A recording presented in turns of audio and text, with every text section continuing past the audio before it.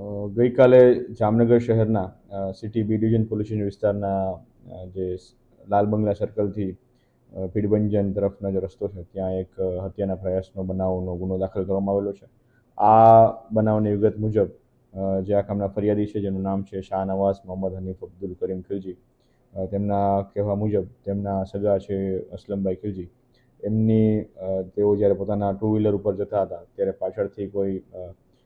એક four wheeler ગાડી દ્વારા તેમને ઠોકર મારી અને ત્યારબાદ તેના ઉપર પાઇપ, ધોકા અને તલવારના વડે એમના ઉપર અલગ અલગ અજાણ્યા 5 ઇસમો દ્વારા હુમલો કરવામાં આવેલો હતો. જે બાબતનો બનાવના આધારે જે ભોગ બનનાર છે એને સારવાર અર્થે હોસ્પિટલમાં ખસેડવામાં આવેલા હતા અને ત્યારબાદ city B division police station દ્વારા આ બનાવની તપાસ ચાલુ કરવામાં આવેલી હતી અને જે ફરિયાદ છે એ ફરિયાદમાં ભારતીય ન્યાય સંહિતાની કલમ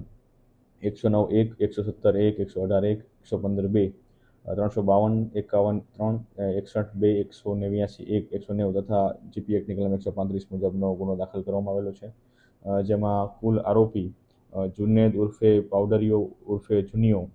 રજાકભાઈ ચૌહાણ, ઇશ્તિયાક ઉર્ફે ચોટલી વધુભાઈ કુરેશી, સલીમ વલી મોહમ્મદ વલીભાઈ